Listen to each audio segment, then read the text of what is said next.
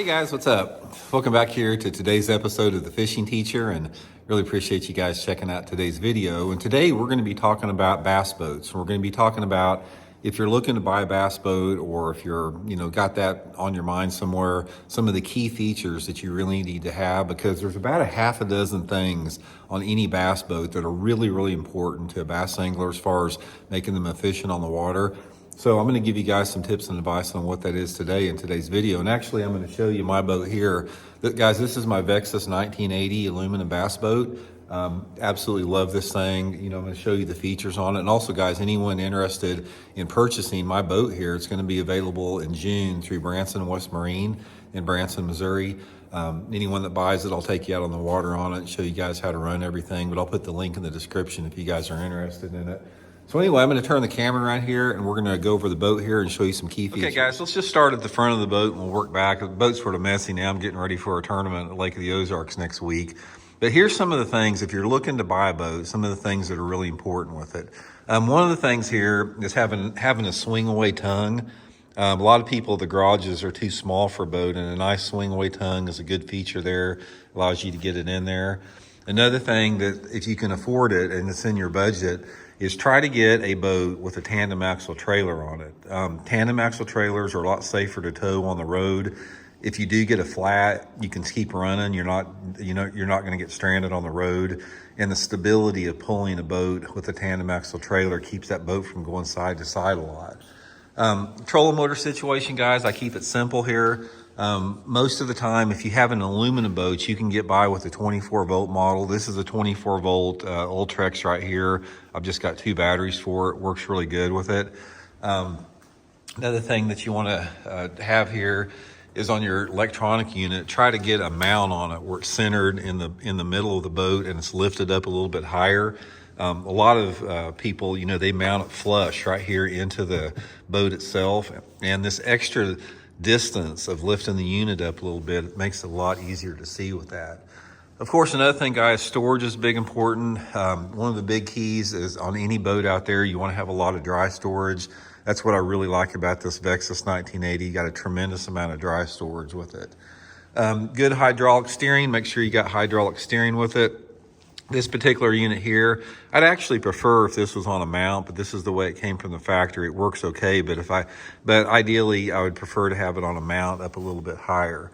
I do not use a hot foot. I've done videos on this before. I think a boat is a lot more safer to drive without a hot foot. It's a lot easier on you. It's a lot easier to, maneuver in rough water, especially. If you're a tournament angler, guys, the live wells are really important. You want to make sure you got a nice live well that can support, 2 limits of fish in there. That's a really big part of it.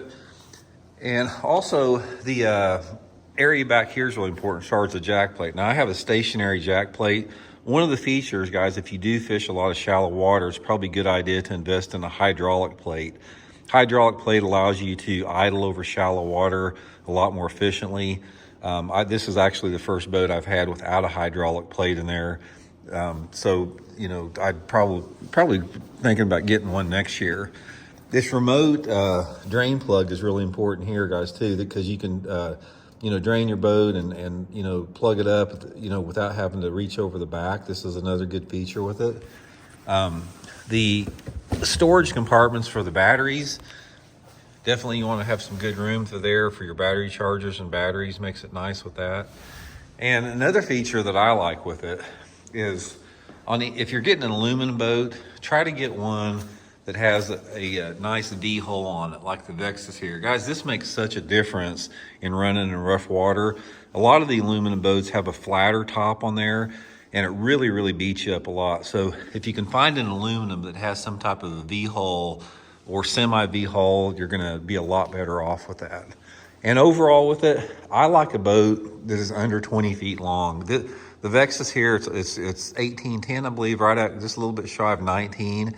And anytime you're in a boat short of 20 foot, it's a lot easier to maneuver, like around boat docks and cover, a lot easier to back up. And one of the things I really like about the aluminum is it stops and starts quick. It's like a big heavy fiberglass boat. It's hard to get it going and it's hard to stop the momentum once you get going, but That's another reason I like the aluminum. Main thing, guys, when you're buying a boat or you're looking to buy one, you sort of have to determine what your goals are with it. You know, are you going to turn it over in a couple of years, or are you going to keep it from now on?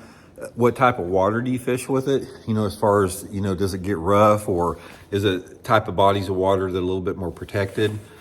All that has a factor in it as far as the money that you spend on it and everything that goes along, you know, with purchasing a boat. If you're fishing protected water a lot, say you fish lakes that are like 500 acres or 1,000 acres that don't get rough, yeah, you can get by with a smaller rig and you don't need the V-bottom, and you may not need some of the lots of storage, what I'm talking about. But, you know, if you fish tournaments or if you fish bigger bodies of water, you know, there's more needs with that.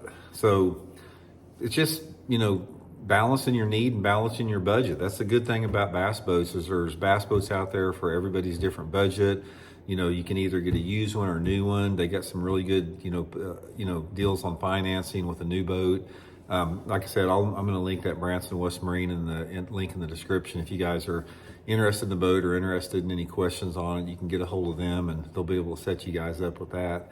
But mainly, just get a boat that you like. You know, a boat is an expensive investment. A boat also, it depreciates very quickly. So all that stuff has to be factored in and considered, you know, before you purchase your boat. And one other thing, guys, if you do purchase a used boat, probably the best thing that you can do is just have a compression check run on the motor. I'm not really concerned about how many hours that are on a motor because they're designed to run lots of hours. But if you have a good compression check before you purchase a boat, that gives you a good feel for, the sustainability in the future that the motor has ahead of it. And also just pay attention to any type of, cracks or fractures on the boat. Stress cracks, especially around the transom, can be an issue. One thing I will tell you is don't be concerned if there's scratches on the bottom of the boat. As long as these scratches are not, making the boat leak, not a big deal, because you're going to get the bottom of your boat scratched. It's unavoidable. And I've had so many people that they came upon a really nice boat and maybe has too many scratches on the bottom and it scares them away from it, and that shouldn't, because that's nothing but cosmetic. That has nothing to do with the performance or the longevity of a boat. So anyway, guys, that's a few tips there. Hope you guys are well. We'll talk later.